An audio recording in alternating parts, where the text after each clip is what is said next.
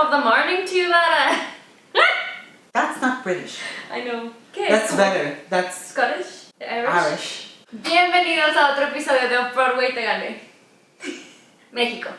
Estaría ofendido, pero brava. Thank you. You get the pussycat folder because you're a Jussie. No sé si entendiste eso. When I grow up, I wanna be... Claro que entendí Just in the Pussycat. What's wrong with you? Siempre quise... Es la razón por la que soy pelirroja. Eso y Paige en Charmed. Tiene un punto. El hecho es que hoy vamos a hablar de Abajo el Atún, una adaptación, o más bien una versión de la obra de Eugene Ionesco que se llama La Cantante Calva. De la que ya hablamos un poquito, o sea, no intensamente, pero la mencionamos un poco en el video pasado. Ahora, ¿qué recordamos del video pasado? Teatro del absurdo. Esta obra de la que vamos a hablar hoy, Abajo el Atún, es teatro del absurdo en su mejor calidad y es una nueva forma de interpretar la obra de Ionesco. Cuando hablamos de Ionesco y hablamos de La Cantante Calva, hablamos de este texto de 1941, si mal no recuerdo, pero imaginen 40, Segunda Guerra Mundial, ya saben más o menos dónde estamos en la mente y dónde estamos en el texto. Lo maravilloso de esta obra fue la tropicalización maravillosa que hizo José Pablo Díaz. Fue maravilloso, fue tan maravilloso. Entonces, let's get into it. Empezamos en la oficina y nuevamente recordamos a los Smiths de la obra original de Ionesco. Ahora tenemos al licenciado y a su secretaria. Empieza con la maravillosa Susy Lanís quejándose con el maravilloso Guillermo Callahan de la comida. Más bien, no quejándose, está explicando que hubo de comer. ¿Y que no hubo de comer? Como cuando todos salimos de la comida y regresamos al trabajo y son las 3 de la tarde y nadie tiene ganas de hacer nada, entonces todos nos sentamos en nuestra compu y estamos como que fingiendo que estamos haciendo algo, pero en realidad todos tenemos mal del puerco.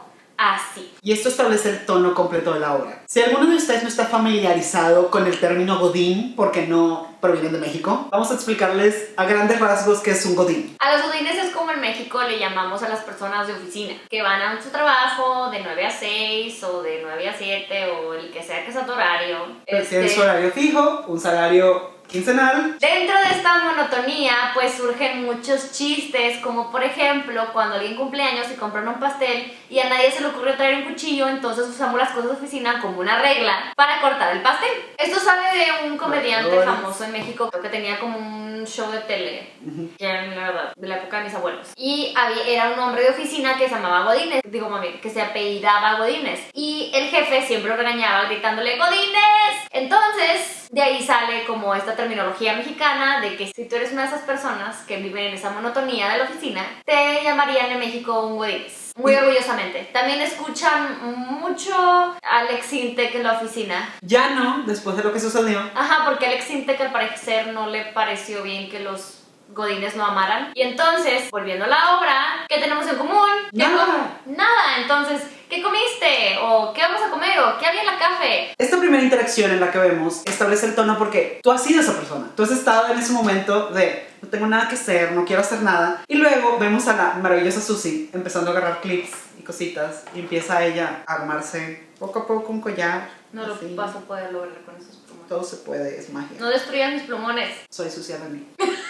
Te queremos, Susy. El hecho es que empiezan a jugar con las cosas de la oficina y empieza a crearse su propio collar y su propia joyería, como yo en este momento. Oigan, 10 en todas esas tareas escénicas eran el liquid paper. No lo digas, spoilers. Oh my god, solo voy a decir el liquid paper, slow clap, liquid paper.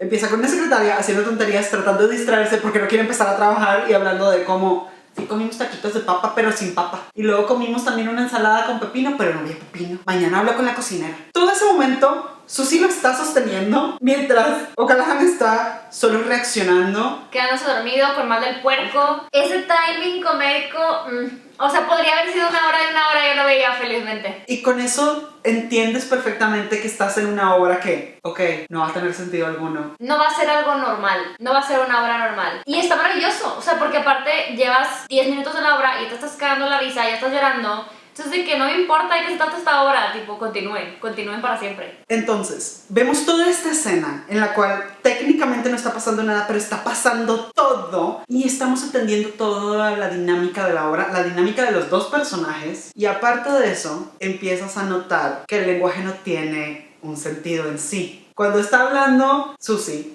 diciendo, sí, es que pues comimos taquitos de papa con chorizo, pero pues no había papa. Y empieza a repetir palabras constantemente y luego empieza a repetir patrones en los cuales hay algo pero no hay algo, pero le dijeron que había pero no había y Que es justamente lo que estábamos hablando del absurdo en el video pasado.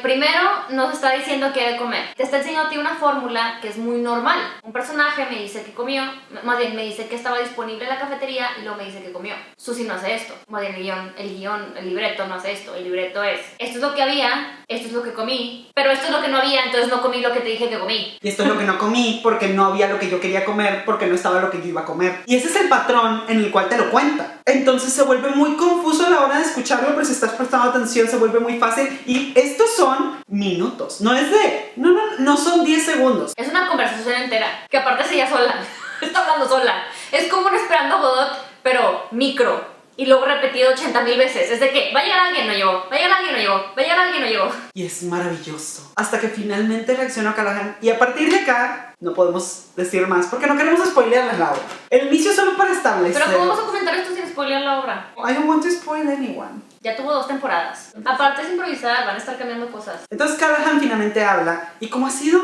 un estudio actoral súper sencillo, no les voy a explicar porque tienen que verlo. Y por eso, aunque les estemos contando, tienen que verlo. La delicadeza con la que se ha manejado esa escena. Y luego Callahan rompe este silencio con una presencia enorme, porque aparte el hombre es enorme, pero su voz también. ¿Sabe de qué? Enfrente de ella. Susie es tan pequeña. Susie es tan pequeña y delicada y solo tiene un collar hermoso de clips.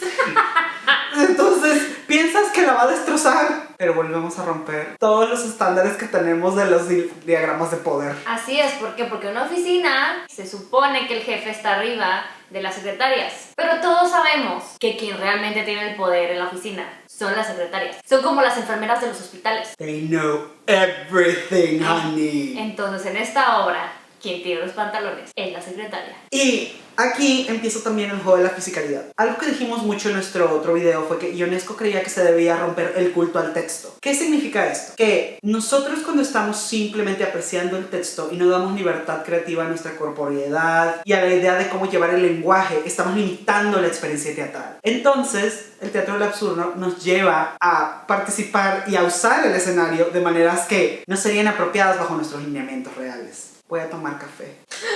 Ay, güey, el café. ¿Y cómo tomamos el café? ¿Conocen todos los aspersores mágicos con los cuales rociamos nuestros jardines para matar a los bichos? Si llega, agarra uno de estos aspersores, agarra su taza maravillosamente y... gluk.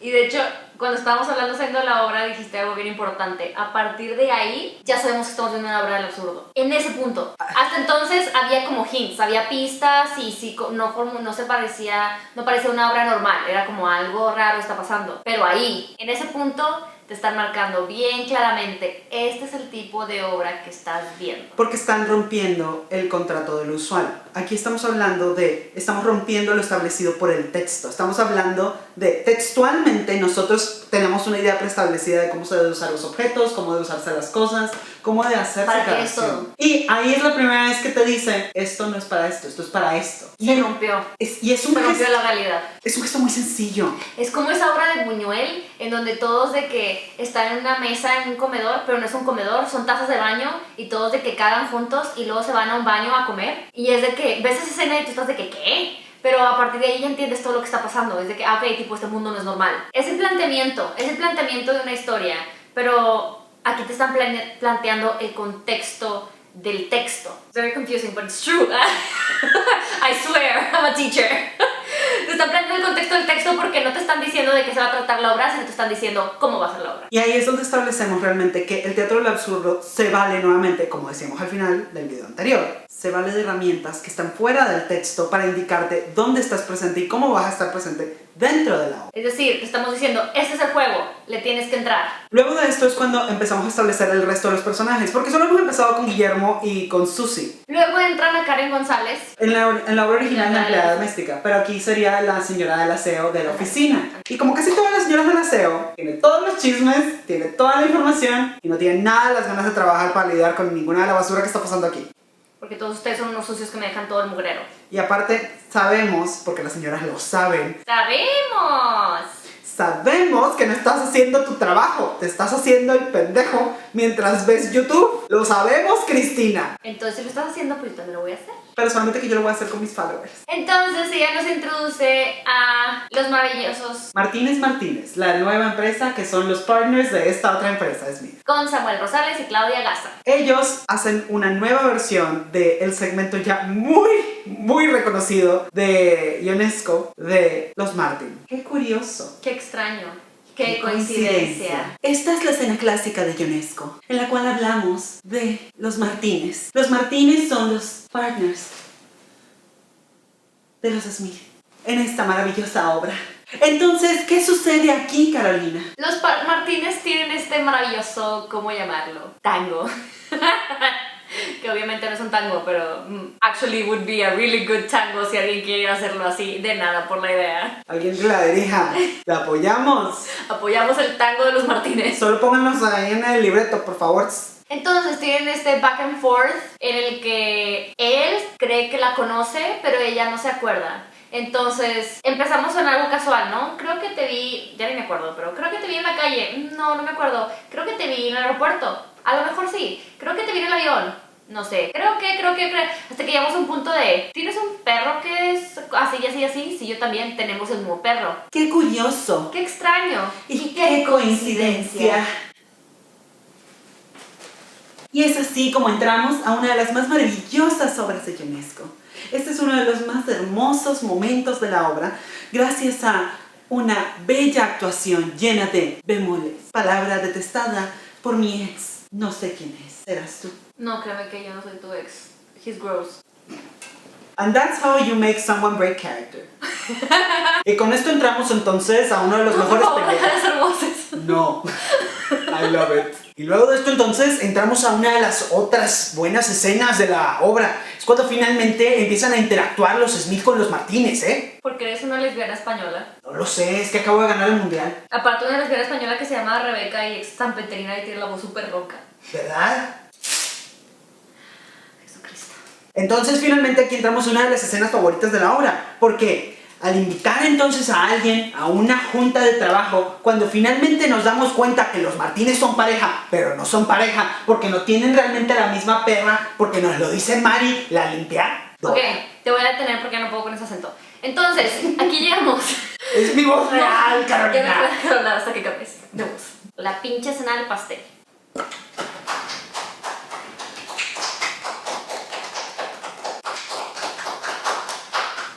Esa escena del pastel, holy fucking mother of goddess.